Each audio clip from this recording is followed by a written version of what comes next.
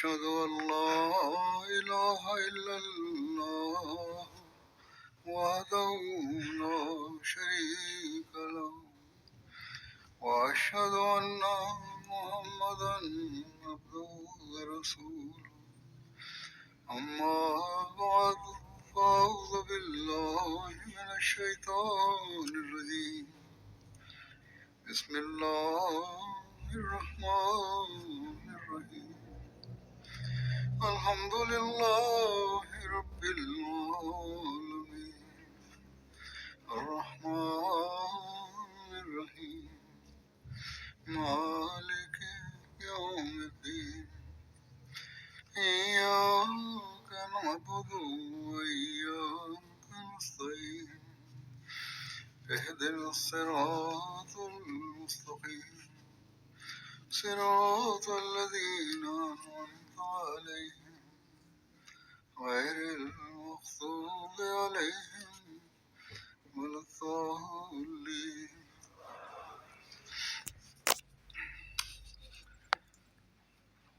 میں نے گزشتہ خطبے میں حضرت صلی اللہ علیہ وسلم کی سیرت کے حوالے سے آپ کی محبت الہی کے پہلو کا ذکر کیا تھا. اس بارے میں بھی آج مزید کچھ بیان کروں گا. جوانی اور دعوی نبوت سے پہلے بھی آپ صلی اللہ علیہ وسلم میں محبت الہی کا جوش ایسا تھا کہ آپ صلی اللہ علیہ وسلم اس سے بتاب ہو کر غار میں جا کر محبوب الہی سے راز و نیاز میں مصروف ہو جاتے تھے.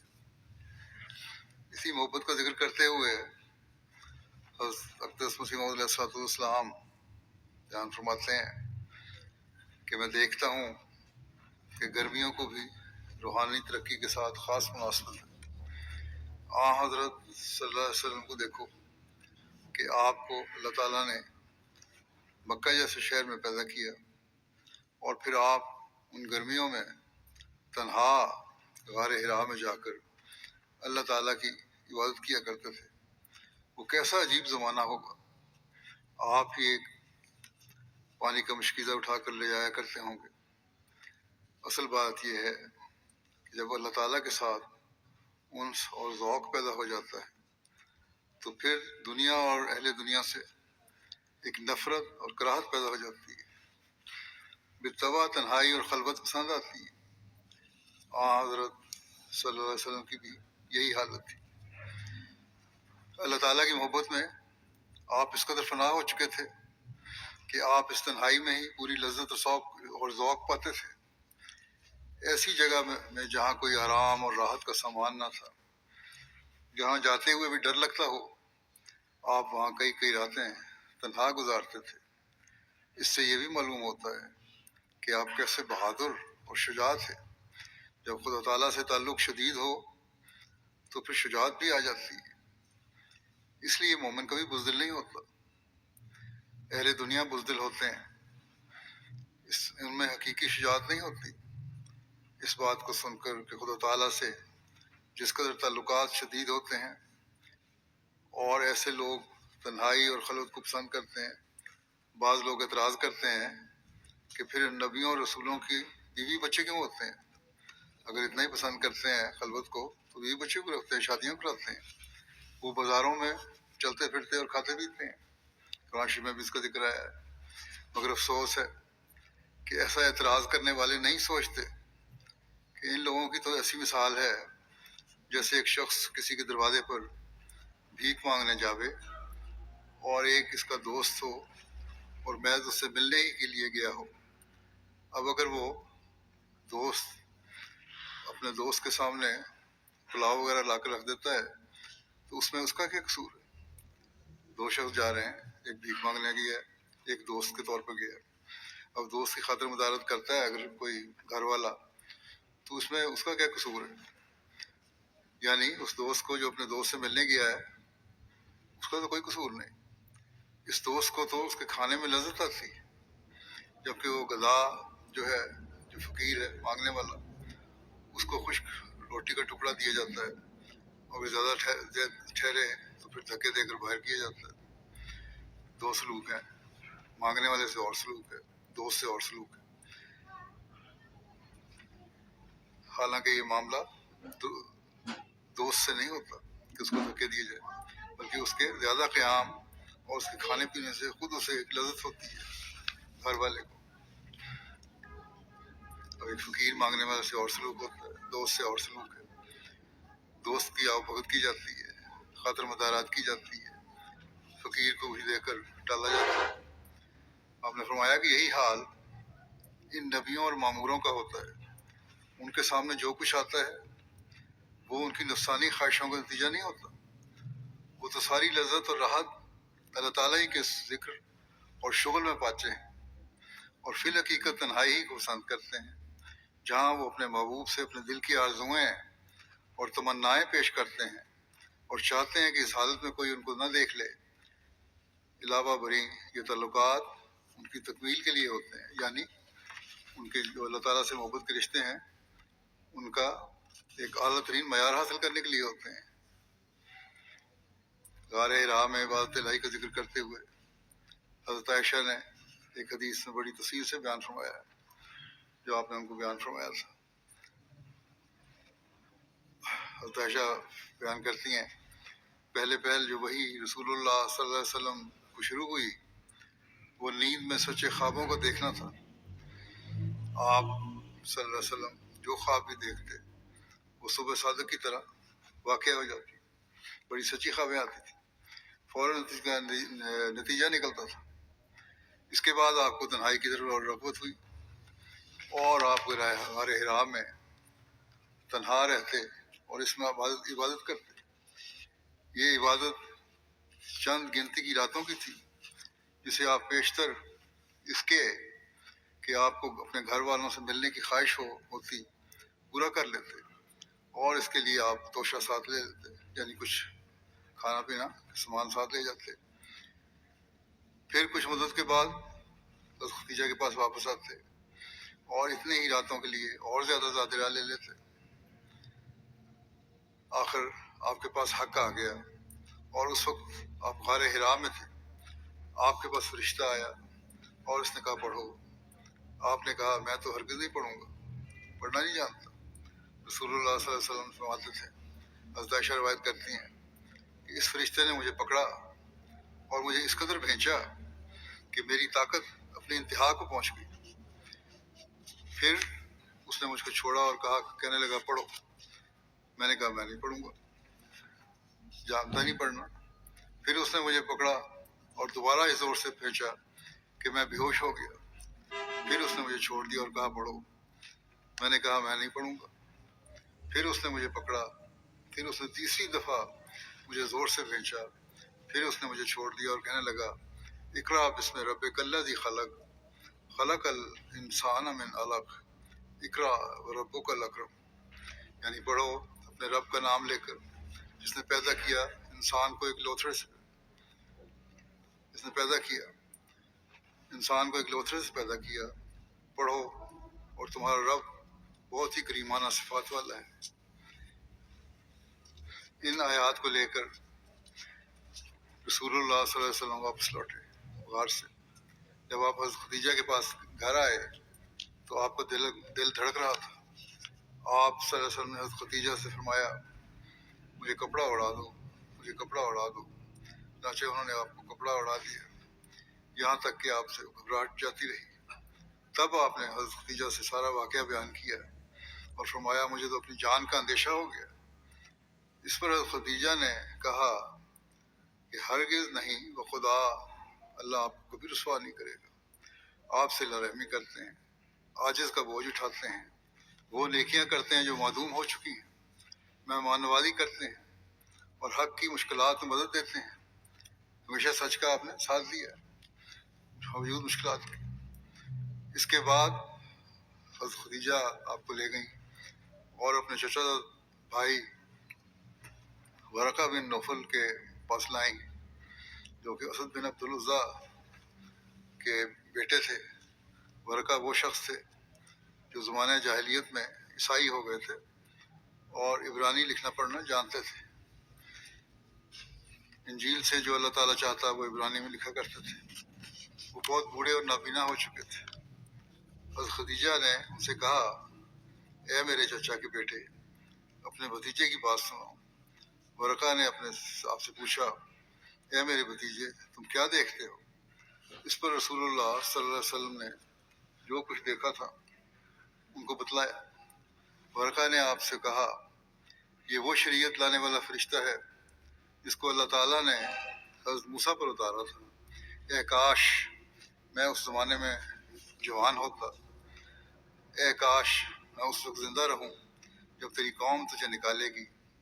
اس پر رسول اللہ صلی اللہ علیہ وسلم نے فرمایا، کیا وہ مجھے نکالیں گے؟ انہوں نے کہا، ہاں، جو پیغام تو لایا ہے، جب کبھی بھی کوئی شخص ایسا پیغام لے کر آیا تو ضرور ہی اس سے دشمنی کی گئی، اور اگر میں نے تیرا وہ زمانہ پال لیا تو میں کمر باندھ کر تیری مدد کروں گا۔ اس کے بعد ورقہ جلد فوت ہو گئے، اور وہی بھی کچھ عرصے کے لیے اس میں وقفہ پڑ گیا، معطل رک گئی۔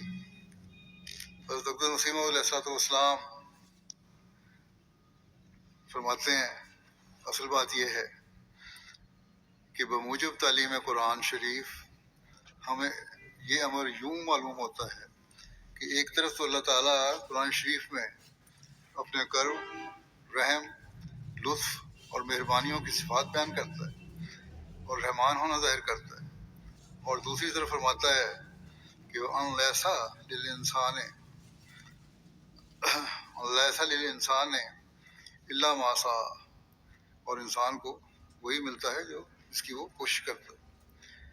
اور والذین جاہدوا فینا لنہدینہم سبلنا، اور وہ لوگ جو ہم سے ملنے کی کوشش کرتے ہیں، مجاہدہ کرتے ہیں، ہم ضرور ان کو اپنے راستوں کی طرف آنے کی توفیق بخشیں گے۔ آپ فرماتے ہیں کہ اللہ تعالیٰ نے یہ فرما کر اپنے فیض کو صحیح اور مجاہدے پر منحصر فرماتا ہے۔ اپنے فیض کو صحیح اور مجاہد میں منحصر فرماتا ہے اللہ تعالیٰ۔ نیز اس میں یعنی کہ کوشش بھی کرو تبھی فیض ملے گا، اور مجاہدہ کرو۔ فرمایا نیز اس میں صحابہ رضی اللہ عنہم کا طرز عمل ہمارے واسطے ایک اسوہ اور نمونہ، عمدہ نمونہ ہے۔ صحابہ کی زندگی میں غور کر کے دیکھو، بھلا انہوں نے محض معمولی نمازوں سے ہی وہ مدارج حاصل کر لیے تھے؟ نہیں، بلکہ انہوں نے تو خدا کی رضا کے حصول کے لیے اپنی جانوں تک کی پرواہ نہیں کی، اور بھیڑ بکریوں کی طرح خدا کی راہ میں قربان ہو گئے، جب جا کر کہیں ان کو یہ رتبہ حاصل ہوا تھا۔ صحابہ نے حضرت صلی اللہ علیہ وسلم کی صحبت میں محبت الہی کو حاصل کرنے کی کوشش کی، اور اس کے لیے ہر قربانی کے لیے تیار ہو گئے، اور قربانیاں دی بھی، پھر ایک رتبہ بھی پایا جس سے اللہ تعالیٰ ان سے راضی ہو گیا۔ آپ فرماتے ہیں، اکثر لوگ ہم نے ایسے دیکھے ہیں کہ وہ یہی چاہتے ہیں کہ ایک پھونک مار کر ان کو درجات دلا دیے جائیں اور عرش تک ان کی رسائی ہو جائے۔ آپ نے فرمایا کہ ہمارے رسول اکرم صلی اللہ علیہ وسلم سے بڑھ کر کون ہوگا؟ وہ افضل البشر، افضل الرسل والانبیاء تھے۔ جب انہوں نے ہی پھونک سے وہ کام نہیں کیے تو اور کون ہے جو ایسا کر سکے؟ دیکھو آپ نے غار حرا میں کیسے کیسے ریاضات کیے، خدا جانے کتنی مدت تک تضرعات اور گریہ آزاری کیا کیے، تزکیہ کے لیے کیسے کیسے جاں فشانیاں اور سخت سے سخت محنتیں کیا کیے، جب جا کر کہیں خدا تعالیٰ کی طرف سے فیضان نازل ہوا۔ اصل بات یہی ہے کہ انسان خدا کی راہ میں جب تک اپنے اوپر ایک موت اور حالت فنا وارد نہ کر لے تب تک ادھر سے کوئی پرواہ نہیں کی جاتی۔ البتہ جب خدا دیکھتا ہے کہ انسان نے اپنی طرف سے کمال کوشش کی ہے اور میرے پانے کے واسطے اپنے اوپر موت وارد کر لی ہے، تو پھر وہ انسان پر خود ظاہر ہوتا ہے، اس کو نوازتا ہے اور قدرت نمائی سے بلند کرتا ہے۔ ایک جگہ فرماتے ہیں کہ انبیاء کی طبیعت اسی طرح واقع ہوتی ہے کہ وہ شہرت کی خواہش نہیں کیا کرتے۔ کسی نبی نے کبھی شہرت کی خواہش نہیں کی۔ ہمارے نبی کریم صلی اللہ علیہ وسلم بھی خلوت اور تنہائی کو پسند کرتے تھے۔ آپ عبادت کرنے کے لیے لوگوں سے دور تنہائی کی غار میں جو غار ہرات ہی چلے جاتے تھے. یہ غار اس قدر خوفناک تھی کہ کوئی انسان اس میں جانے کی ضرورت نہ کر سکتا تھا، لیکن آپ نے اس کو اس لیے پسند کیا ہوا تھا کہ وہاں کوئی ڈر کے مارے بھی نہ پہنچے. آپ بالکل تنہائی چاہتے تھے، شہرت کو ہرگز پسند نہیں کرتے تھے، مگر خدا کا حکم ہوا یا ایھا المدثر قم فانذر کہ اے کمبل اوڑھنے والے کھڑا ہو جاؤ اور لوگوں کو ہوشیار کر. اس حکم میں ایک جبر معلوم ہوتا ہے اور اس لیے جبر سے حکم دیا گیا ہے کہ آپ تنہائی کو جو آپ کو بہت پسند تھی اب چھوڑ دیں. بس جب اللہ تعالیٰ کی محبت انتہا کو پہنچ گئی اور آپ کا مجاہدہ بھی انتہا کو پہنچ گیا تو آپ کو اللہ تعالیٰ نے اپنی آخری شریعت پھیلانے کے لیے دنیا میں بھیج دیا. آپ فرماتے ہیں کہ یہ اللہ تعالیٰ سے محبت و عشق تو تھا لیکن ایک مجاہدہ بھی تھا جس کی وجہ سے اللہ تعالیٰ نے پھر آپ کو بے شمار نوازا. اور ہر انسان اپنے اپنے مرتبے کے لحاظ سے جب تک صحیح نہ کرے، کوشش نہ کرے، اللہ تعالیٰ تک پہنچنا مشکل ہوتا ہے.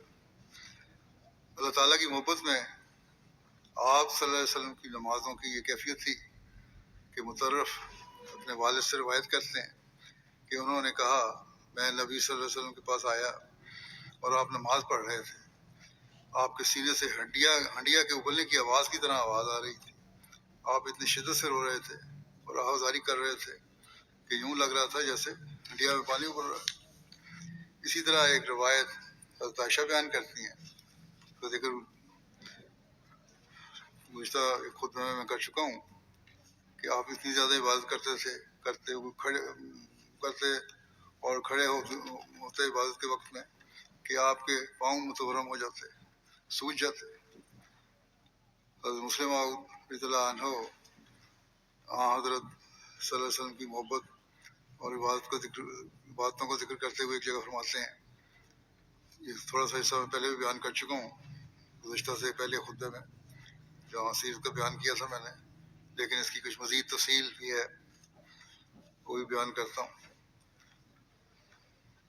اس سے آپ کے اللہ تعالیٰ سے عشق و محبت کی مزید وضاحت ہو جاتی ہے.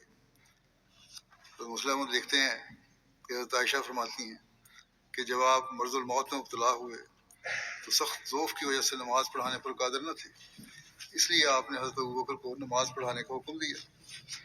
جب حضرت ابوبکر رضی اللہ عنہ نے نماز پڑھانی شروع کی تو آپ نے کچھ آرام محسوس کیا اور نماز کے لیے نکلے. حضرت عائشہ فرماتی ہیں کہ حضرت ابوبکر کا نماز پڑھانے کا حکم دینے کے بعد جب آپ نے مرض میں خفت محسوس کی تو آپ آدمیوں کے سہارے نماز پڑھنے کے لیے نکلے.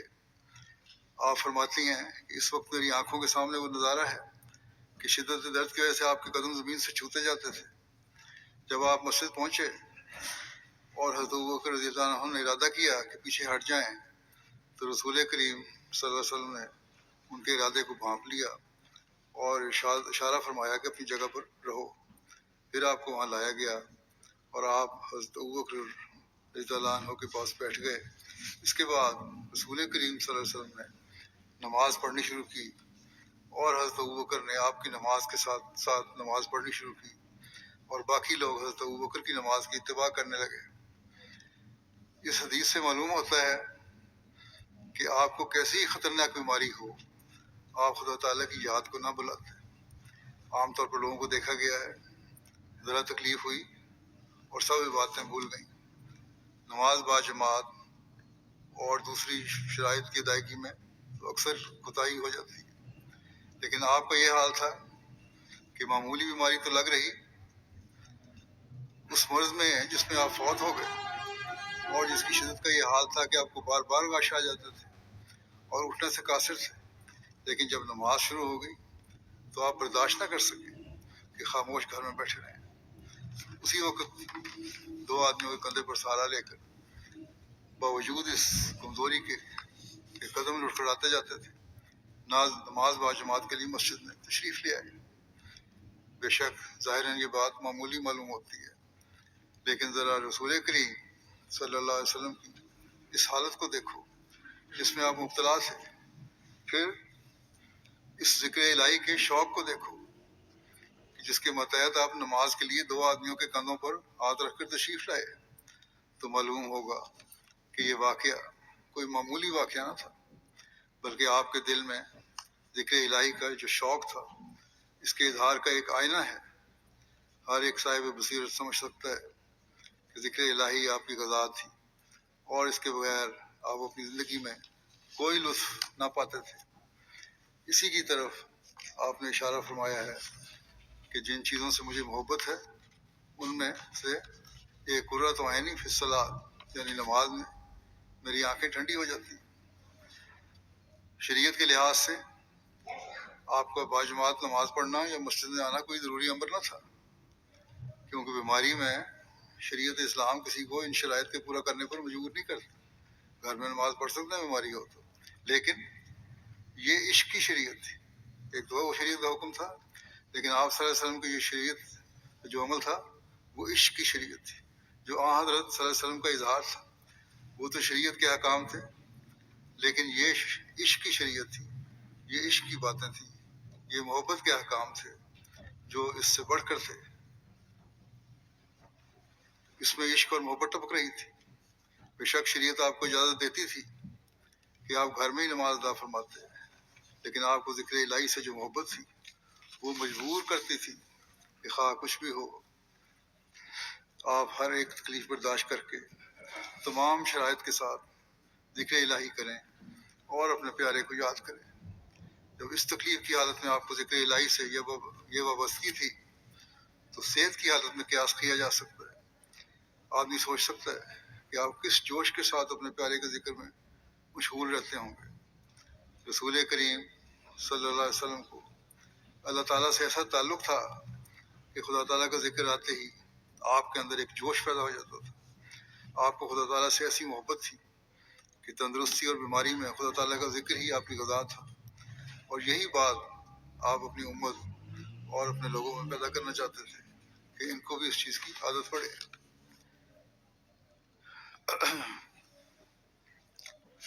جیسا پہلے خود میں نے آپ کی سیرت کے بیان کیا تھا، مختصر حدیث بیان کی تھی، اس میں کچھ بعض تفصیلیں ایسی ہیں جو دوبارہ بیان کرنے والی ہیں، اس لیے بیان کرتا ہوں۔ رسول کریم صلی اللہ علیہ وسلم ایک دفعہ بنی عمر بن عوف میں گئے تاکہ ان میں صلح کروائیں۔ ان میں کچھ لڑائی جھگڑے کا معاملہ تھا، اب صلح کروانے گئے، وہاں ان کا کوئی جھگڑا تھا۔ اس دوران نماز کا وقت آ گیا اور مسجد نبوی میں مؤذن نے اذان دی، اور پھر حضرت ابوبکر کے پاس آیا اور کہا کہ کیا آپ لوگوں کو نماز پڑھائیں گے، میں اقامت کہہ دوں؟ آپ نے جواب دیا کہ ہاں۔ پھر حضرت ابوبکر نماز کے لیے کھڑے ہوئے، اتنے میں رسول کریم صلی اللہ علیہ وسلم بھی تشریف لے آئے۔ لوگ نماز پڑھ رہے تھے،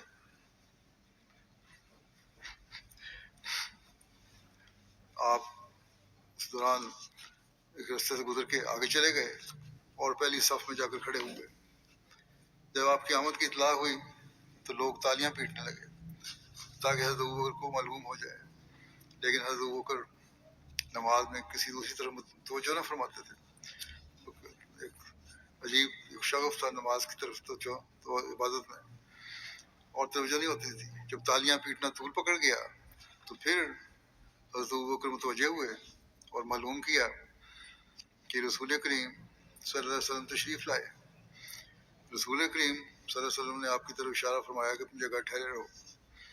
اس پر حضرت ابوبکر نے اپنے ہاتھ اٹھائے اور اس عزت افزائی پر خدا تعالیٰ کا شکر اور حمد ادا کی، پھر آپ پیچھے ہٹ گئے اور صف میں مل گئے، اور رسول کریم صلی اللہ علیہ وسلم آگے بڑھے اور نماز پڑھائی۔ سلام پھیرنے کے بعد فرمایا کہ اے ابوبکر، جب میں نے حکم دیا تھا پھر تمہیں کون سی چیز مانے ہوئی کہ نماز مانے تھی کہ نماز پڑھانے میں؟ اس پر حضرت ابوبکر نے جواب دیا کہ جیسا کہ پہلے میں بیان کر چکا ہوں کہ ابن ابی قحافہ کی کیا حیثیت تھی کہ رسول کریم صلی اللہ علیہ وسلم کے آگے کھڑا ہو کر نماز پڑھاتا۔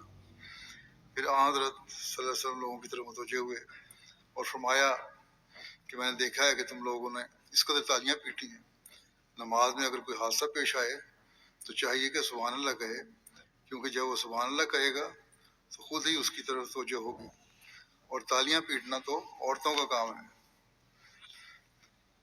حضرت مسلمہ رضی اللہ عنہ لکھتے ہیں کہ اس حدیث سے اگرچہ اور بہت سے سبق ملتے ہیں، لیکن اس جگہ مجھے صرف ایک امر کی طرف متوجہ کرنا ہے، اور وہ یہ ہے کہ حضرت صلی اللہ علیہ وسلم کی تمام عمر کوشش یہی تھی کہ جس طرح سے ہو سکے لوگوں کی زبان پر خدا کا نام جاری کیا جائے۔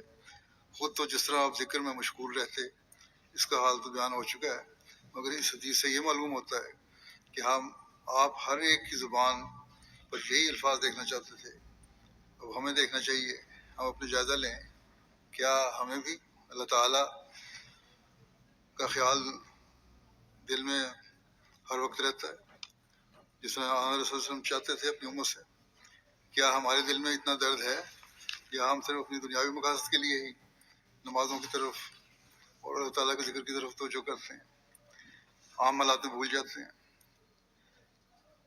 پھر آپ لکھتے ہیں کہ بہت سے واقعات ہیں جن سے معلوم ہوتا ہے کہ آپ چاہتے تھے کہ خدا تعالیٰ کا ذکر زیادہ کیا جائے، چنانچہ چھینک پر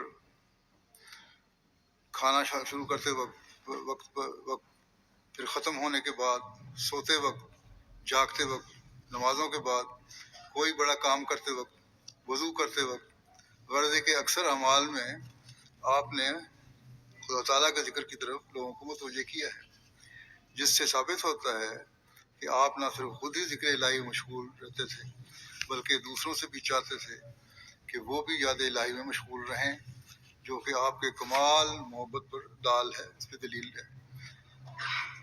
مسلموں نے لکھا ہے کہ میں نے بہت سے آدمیوں کو دیکھا ہے کہ ذرا عبادت کی اور مغرور ہو گئے، چند دن کی نمازوں یا عبادتوں کے بعد وہ اپنے آپ کو فرعون بے سامان یا فخر اولیاء سمجھنے لگتے ہیں، اور دنیا و مافیہ ان کی نظروں میں حقیر ہو جاتی ہے۔ بڑے سے بڑے آدمی حقیقت کچھ نہیں جانتے، بلکہ انسان کا تو کیا کہنا، خدا تعالیٰ پر بھی اپنا احسان جتاتے ہیں اور سمجھتے ہیں کہ جو عبادت ہم نے کی ہے گویا خدا تعالیٰ پر احسان کیا ہے اور وہ ہمارا ممنون ہے، نعوذ باللہ، کہ ہم نے اس کی عبادت کی، ورنہ عبادت نہ کرتے تو کیا کر لیتے؟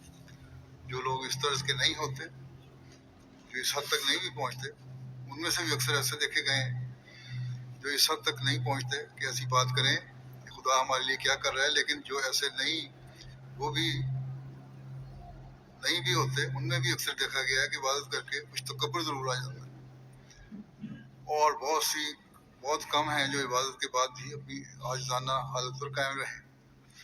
یہی نیکوں کا گروہ ہے جو عاجزانہ طور پر قائم رہتے ہیں اپنی عبادت پر، یہی نیکوں کا گروہ ہے جو عاجزی سے رہتے ہیں، ہمیشہ عبادت کر کے بھی اسے چھپاتے ہیں، اللہ تعالیٰ کی محبت کو بھی چھپاتے ہیں، اور اسے بھی اللہ کا احسان سمجھتے ہیں کہ اس نے ہمیں توفیق دی کہ ہم عبادت کرنے والے ہوں۔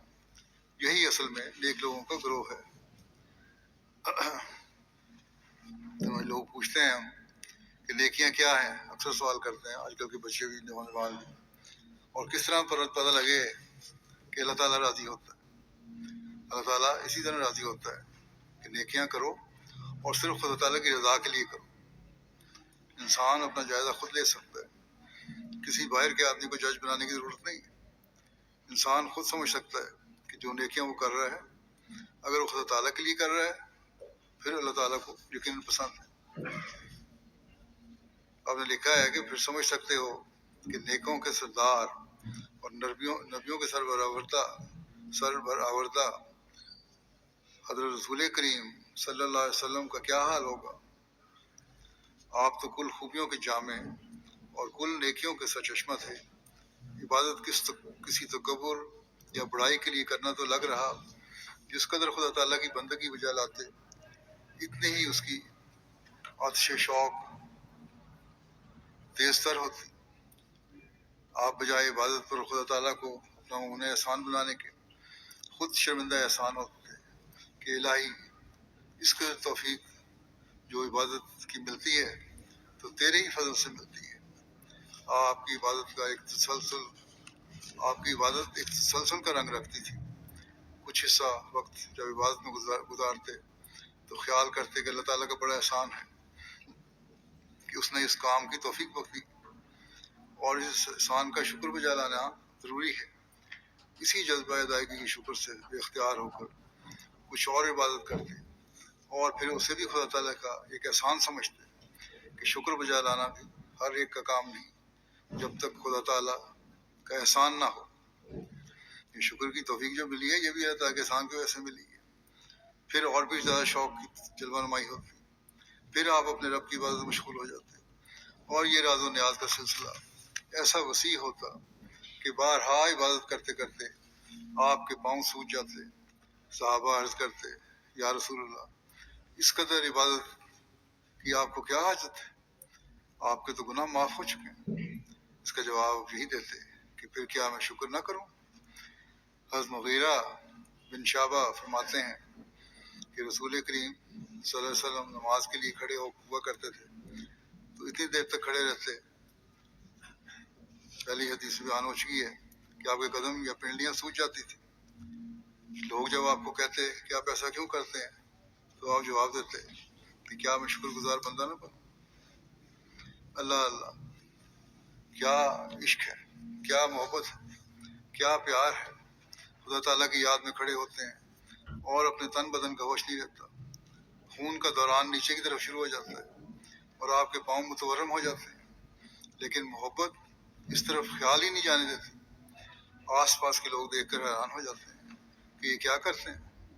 وہ آپ کے درد سے تکلیف محسوس کر رہے ہوتے ہیں، لوگ جو ارد گرد کے آپ کو اس طرح متوجہ کرتے ہیں کہ آپ یہ کیا کرتے ہیں اور کیوں اپنے آپ کو اس تکلیف میں ڈالتے ہیں اور اس قدر دکھ لاتے ہیں۔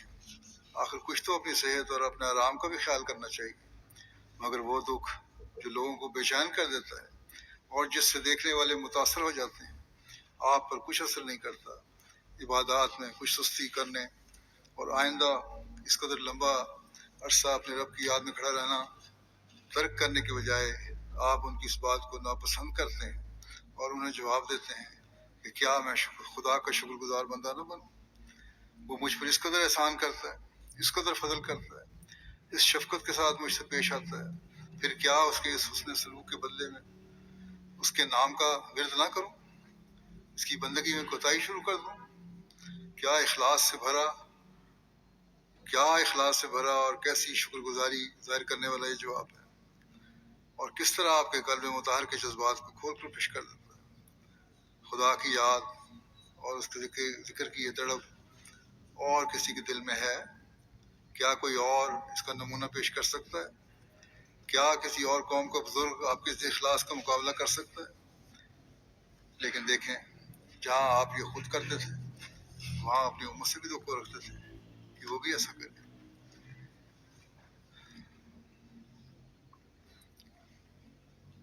پھر آپ نے فرمایا اس سلسلے میں مسلم موعود نے کہ آپ کس طرح اپنے کاموں میں مشغول رہتے تھے، یہ نہیں کہ صرف عبادت کر لی اور باقی کام ختم ہو گئے، اور یہی نہیں کہ آپ صلی اللہ علیہ وسلم رات کے وقت عبادت کے لیے اٹھ کر کھڑے ہو جاتے اور دن بھر سوئے رہتے تھے، کیونکہ اگر ایسا ہوتا تو پھر اس شوق اور تڑپ کا پتہ نہ لگتا جو اس صورت میں ہے کہ دن بھر بھی آپ خدا تعالیٰ کے نام کی اشاعت اور اس کی اطاعت و فرمانبرداری کا رواج دینے کی کوشش میں لگے رہتے، خود 5 وقت میں امام ہو کر نماز پڑھاتے تھے، دور دور کے جو وفود اور سفراء آتے تھے ان کے ساتھ خود ہی ملاقات کرتے اور ان کے مطالبات کا جواب دیتے، جنگوں کی کمان بھی خود ہی کرتے، صحابہ کو قرآن شریف کی تعلیم بھی دیتے، جج بھی خود تھے، تمام دن جس قدر جھگڑے لوگوں میں ہوتے ان کا فیصلہ کرتے، اموال کا انتظام، بیت المال کا انتظام، ملک کا انتظام، دین اسلام کا اجرا، بیویوں کے حقوق کا دفاع، پھر گھر کے کام کاج میں شریک ہونا، یہ سب کام آپ دن کے وقت کرتے اور ان کے بجا لانے کے بعد بجائے اس کے کہ چور ہو کر بستر پر جا پڑیں اور سورج نکلنے تک اس سے سر نہ اٹھائیں، بار بار اٹھ کر بیٹھ جاتے اور اللہ تعالیٰ کی تسبیح کرتے، تحمید کرتے اور نصف رات کے گزرنے پر اٹھ کر وضو کرتے اور تنہا جب چاروں طرف خاموشی اور سناٹا چھایا ہوا ہوتا اپنے رب کے حضور میں نہایت عز و نیاز سے کھڑے ہو جاتے اور تلاوت قرآن شریف کرتے اور اتنی دیر تک کھڑے رہتے کہ آپ کے پاؤں متورم ہو جاتے، حتیٰ کہ عبداللہ بن مسعود فرماتے ہیں ایک دفعہ میں بھی آپ کے ساتھ نماز پڑھنے کھڑا ہو گیا تو اس قدر تکلیف ہوئی کہ قریب تھا کہ میں نماز توڑ کر بھاگ جاتا، کہ کیونکہ میرے قدم اب زیادہ بوجھ برداشت نہیں کر سکتے تھے اور میری طاقت سے باہر تھا کہ زیادہ دیر کھڑا رہ سکوں۔ یہ بیان اس شخص کا ہے جو نوجوان اور رسول کریم صلی اللہ علیہ وسلم سے عمر میں کہیں کم تھا، جسے سمجھ میں آ سکتا ہے کہ آپ کی ہمت اور جذبہ محبت ایسا تیز تھا کہ باوجود پیری کے یعنی بڑھاپے کے اور دن بھر کام میں مشغول رہنے کے آپ عبادت میں اتنی دیر کھڑے رہتے کہ جوان اور پھر مضبوط جوان جن کے کام آپ کے کاموں کے مقابلے میں پاسنگ بھی نہ تھے آپ کے ساتھ کھڑے نہ رہ سکے اور تھک کر رہ جاتے۔ یہ عبادت کیوں تھی؟ کس وجہ سے تھی؟ آپ یہ مشقت برداشت کرتے تھے؟ کس وجہ سے آپ یہ مشقت برداشت کرتے تھے؟ صرف اس لیے کہ آپ ایک شکر گزار بندے اور آپ کا دل خدا تعالیٰ کے احسانات کو دیکھ کر ہر وقت اس کا ذکر کرنے کی طرف مائل رہتا تھا۔ اللہ تعالیٰ سے ایک محبت تھی آپ کو۔ ابو سلمہ بن عبد الرحمن کی روایت ہے، انہوں نے حضرت عائشہ رضی اللہ عنہا سے پوچھا کہ رسول اللہ صلی اللہ علیہ وسلم کی نماز رمضان میں کیسی ہوتی تھی؟ ابھی ایک مہینے تک رمضان آ رہا ہے، ہمیں بھی رمضان میں تو ہم کرتے ہیں باتیں، پہلے بھی کرنی چاہیے۔ بہرحال حضرت عائشہ نے کہا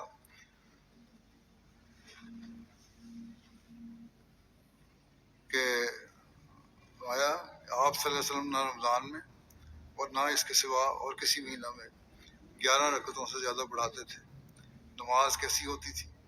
آپ نے فرمایا آپ تو نفل ادا کرتے تھے، وہ 11 رکعتوں سے زیادہ نہیں ہوتے تھے، 4 رکعتیں پڑھتے اور تم ان کی خوبصورتی اور لمبائی کے بارے میں نہ پوچھو، کتنی خوبصورت اور لمبی نمازیں ہوتی تھیں۔ پھر آپ صلی اللہ علیہ وسلم 4 رکعتیں نماز پڑھتے اور تم ان کی خوبصورتی اور لمبائی کے بارے میں نہ پوچھو۔ پھر آپ صلی اللہ علیہ وسلم 3 رکعتیں نماز پڑھتے۔ میں نے عرض کیا یا رسول اللہ آپ وطر پڑھنے سے پہلے سو جاتے ہیں، یعنی 4 رکعتیں پڑھ کے پھر تھوڑی سی دیر آرام کرتے ہیں پھر وطر پڑھتے ہیں۔ آپ صلی اللہ علیہ وسلم نے فرمایا کہ میری آنکھیں سوتی ہیں لیکن میرا دل نہیں سوتا، وہ تو اللہ تعالیٰ کی محبت میں جاگ رہا ہوتا ہے۔ حضرت مسیح موعود علیہ السلام حضرت صلی اللہ علیہ وسلم کی سیرت بیان کرتے ہوئے ایک مقام پر آپ کے الہی قرب کی نسبت فرماتے ہیں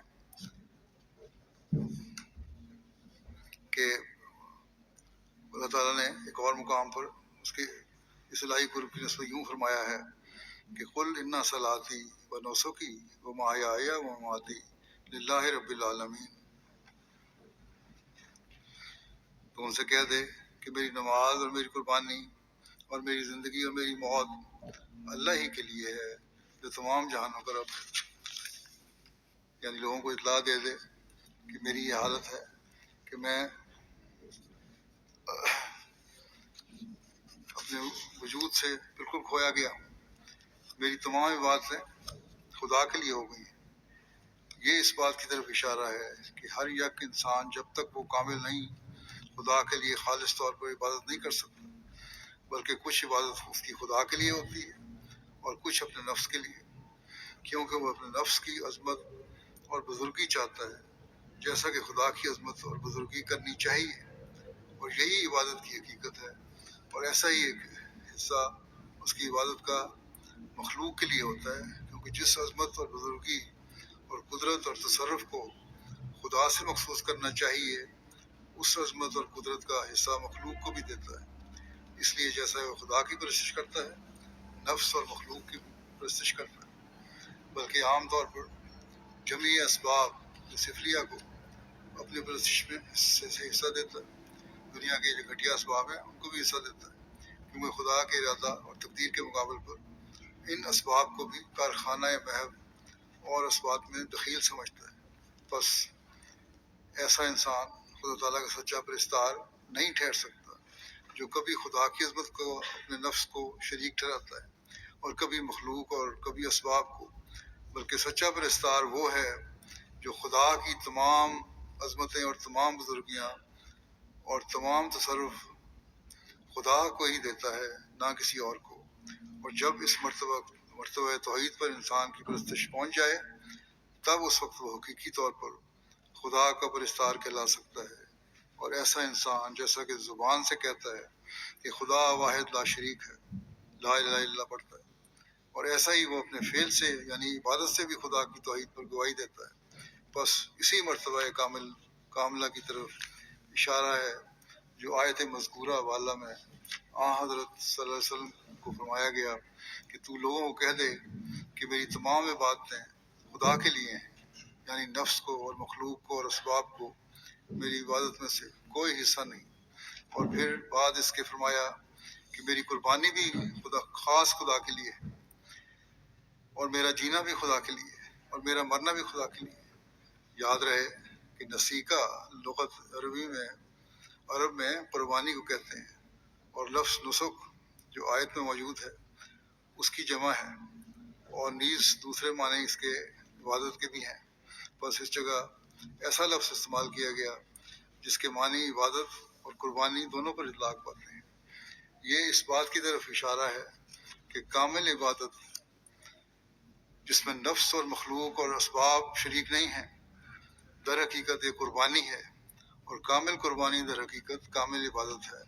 اور پھر بعد اس کے جو فرمایا کہ میرا جینا بھی خدا کے لیے ہے اور میرا مرنا بھی خدا کے لیے ہے، یہ آخری فقرہ قربانی کے لفظ کی تشریح ہے، تاکہ کوئی اس وہم میں نہ پڑے کہ قربانی سے مراد بکری کی قربانی یا گائے کی قربانی یا اونٹ کی قربانی ہے، اور تا اس لفظ سے کہ میرا جینا اور میرا مرنا خاص خدا کے لیے ہے صاف طور پر سمجھا جائے کہ اس قربانی سے مراد روح کی قربانی ہے، اور قربانی کا لفظ قرب سے لیا گیا ہے، اور یہ اس بات کی طرف اشارہ ہے کہ خدا کا قرب تب حاصل ہوتا ہے کہ جب تمام نفسانی قوا اور نفسانی جنبشوں پر موت آ جائے۔ غرض یہ آیت حضرت صلی اللہ علیہ وسلم کے قرب تام پر ایک بڑی دلیل ہے، آپ کا ایک انتہائی کا کامل طور پر ایک قرب ہے اللہ تعالیٰ کے ساتھ۔ اور یہ آیت بتلا رہی ہے کہ حضرت صلی اللہ علیہ وسلم اس قدر خدا میں گم اور محو ہو گئے تھے کہ آپ کی زندگی کے تمام انفاس اور آپ کی موت محض خدا کے لیے ہو گئی تھی، اور آپ کے وجود میں نفس اور مخلوق اور اسباب کا کچھ حصہ باقی نہیں رہا تھا، اور آپ کی روح خدا کے آستانے پر ایسے اخلاص سے گری تھی کہ اس میں غیر کی ایک ذرہ آمیزش نہیں رہی تھی۔ حضرت مسیح علیہ السلام ایک اور جگہ فرماتے ہیں خدا تعالیٰ نے اگرچہ بعض اشیاء جائز تو کر دی ہیں، مگر اس سے یہ مطلب نہیں کہ عمر ہی اس میں بسر کی جاوے۔ خدا تعالیٰ تو اپنے بندوں کی صفت میں فرماتا ہے والذین یبیتون لربہم سجدا وقیاما، اور وہ لوگ جو اپنے رب کے لیے راتیں سجدوں میں اور کھڑے ہو کر گزار دیتے ہیں، کہ وہ اپنے رب کے لیے تمام رات سجدوں میں گزارتے ہیں اور قیام میں گزارتے ہیں۔ اب دیکھو رات دن بیویوں میں غرق رہنے والے خدا کے منشا کے موافق رات کیسے عبادت میں کاٹ سکتا ہے؟ وہ بیویاں کیا کرتا ہے؟ گویا خدا کے لیے شریک پیدا کرتا ہے۔ حضرت صلی اللہ علیہ وسلم کی 9 بیویاں تھیں، اور باوجود ان کے پھر بھی آپ ساری رات خدا کی عبادت میں گزارتے تھے۔ ایک رات آپ کی باری عائشہ صدیقہ رضی اللہ عنہا کے پاس تھی، کچھ حصہ رات کا گزر گیا تو عائشہ کی آنکھ کھلی، دیکھا کہ آپ موجود نہیں۔ اسے شبہ ہوا کہ شاید آپ کسی اور بیوی کے وہاں گئے ہوں گے۔ انہوں نے اٹھ کر ہر ایک گھر میں تلاش کیا مگر آپ نہ ملے۔ آخر دیکھا کہ آپ قبرستان میں ہیں اور سجدے میں رو رہے ہیں۔ اب دیکھو کہ آپ زندہ اور چاہتی بیوی کو چھوڑ کر مردوں کی جگہ قبرستان میں گئے اور روتے رہے۔ تو کیا آپ کی بیویاں حظ نفس یا اتباع شہوت کی بنا پر ہو سکتی ہیں؟ اعتراض کرتے ہیں جو آپ پر اعتراض کرنے والے۔ غرض کے خوب یاد رکھو کہ خدا کا اصل منشا یہ ہے کہ تم پر شہوات غالب نہ آویں، اور تقوی کی تکمیل کے لیے اگر ضرورت حقہ پیش آوے تو اور بیوی کر لو۔ یہ عام نصیحت بھی آپ نے فرمائی جماعت کے افراد کو کہ تقوی کے پیش نظر اگر بیویاں کرنی ہیں تو کرو، لیکن یہ نہیں ہے کہ ذاتی خواہشات اور شہوات کی خاطر شادیاں کی جائیں یا زیادہ بیویاں کی جائیں۔ آج کل شکایتیں بھی آتی ہیں اس کی۔ اسلام اس کی اجازت نہیں دیتا، ضرورت جائز ہونی چاہیے۔ اس لیے اسلام پر یہ اعتراض ہوتا ہے کہ اسلام میں جو ناجائز طور پر شادیاں کرتے ہیں تو وہ انہیں کی وجہ سے اعتراض ہوتا ہے کہ اسلام میں شادیوں کی اجازت ہے. لیکن یاد رکھنا چاہیے مسلمانوں کو بھی اور اعتراض کرنے والوں کو بھی کہ اس کے لیے بھی کچھ شرائط ہیں اور ان کو پورا کرنا ضروری ہے. ایک روایت میں آتا ہے، حضرت انس رضی اللہ عنہ سے روایت ہے کہ رسول اللہ صلی اللہ علیہ وسلم نے فرمایا، پہلے بھی حدیث یہ خطبہ میں بیان کر چکا ہوں کہ دنیاوی چیزوں میں سے مجھے بیوی اور خوشبو پسند ہے، لیکن سب سے زیادہ چیز جو مجھے پسند ہے اور آنکھوں کی ٹھنڈک ہے وہ میری نماز ہے.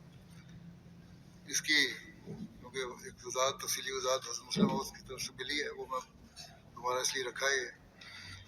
آپ نے وضاحت کی ہے اس کی کہ قرۃ عینی فی الصلاۃ کہ نماز میں میری آنکھوں کی ٹھنڈک رکھی گئی ہے.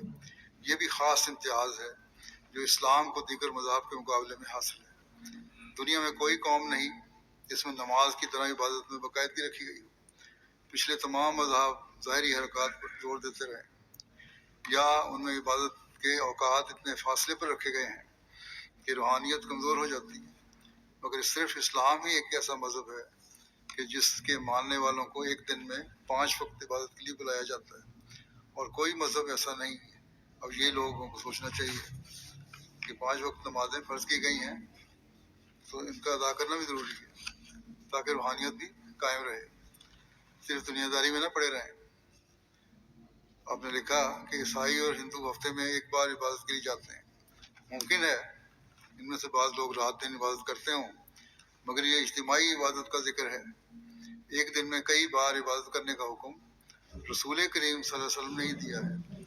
پھر صلوات کے معنی دعا کے بھی ہیں، اور اس طرح رسول کریم صلی اللہ علیہ وسلم نے دعا پر زور دیا ہے. دوسرے مذاہب کی عبادتوں میں ظاہری باتوں پر زور دیا گیا ہے اور ان کے ذریعہ عبادت میں لذت پیدا کرنے کی کوشش کی گئی ہے. مثلا آریوں اور عیسائیوں میں گانا بجانا ہوتا ہے، مگر رسول کریم صلی اللہ علیہ وسلم فرماتے ہیں مجھے ایسی عبادت عطا ہوئی ہے کہ اسی میں لذت ہے، اور ایسی لذت ہے جس کا کوئی مذہب مقابلہ نہیں کر سکتا. بس گانا بجانا نہیں بلکہ خاموشی سے اللہ تعالیٰ کی عبادت، اس کی تحمید و تقدیس بیان کرنا اور اللہ تعالیٰ کی ثنا کرنا اور پھر گریہ وزاری کرنا، یہ چیزیں ایسی ہیں اور ایسی عبادت ہے جس کا مزہ ہے اور اس سے پھر اللہ تعالیٰ کی محبت بھی بڑھتی ہے.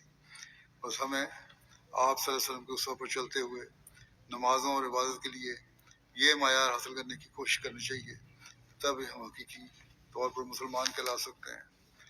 حضرت مسیح موعود علیہ الصلوۃ والسلام نے حضرت میر ناصر نواب صاحب کو ایک خط لکھتے ہوئے فرمایا، جس میں آپ لکھتے ہیں کہ جو آپ نے اپنے عملی طریق کے لیے دریافت کیا ہے وہ یہی امر ہے کہ رسول اللہ صلی اللہ علیہ وسلم کے حقیقی اتباع کی طرف رغبت کریں، رسول اللہ صلی اللہ علیہ وسلم کی حقیقی اتباع کی طرف رغبت کریں.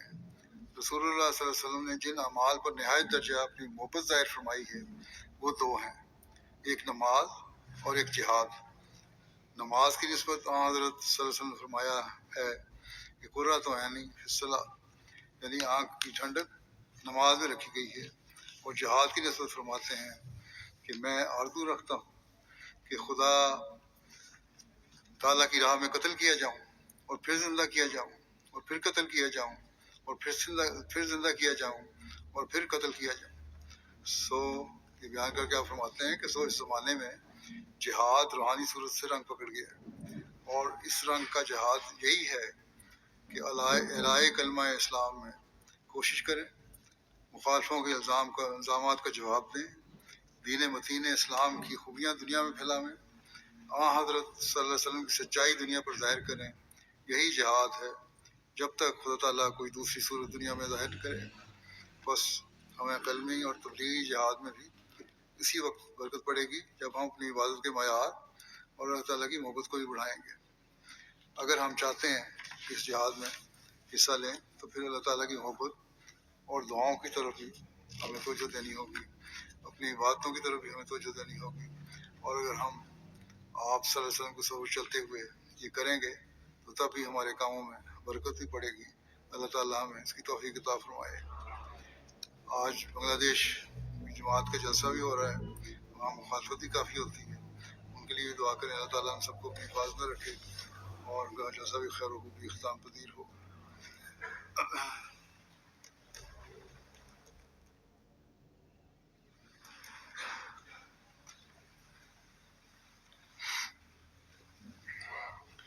الحمد لله نحمده ونستعينه ونستغفره ونؤمن به ونتوكل عليه ونعوذ بالله من شرور أنفسنا ومن سيئات أعمالنا من يهده الله فلا مضل له ومن يضلل فلا هادي له ونشهد أن لا إله إلا الله ونشهد أن محمدا عبده ورسوله.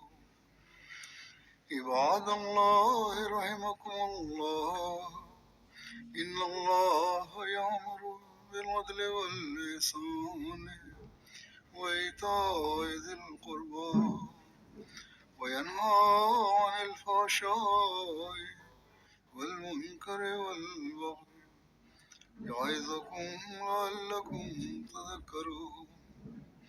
اذكروا الله يذكركم وادعوه يستجب لكم ولذكر الله أكبر.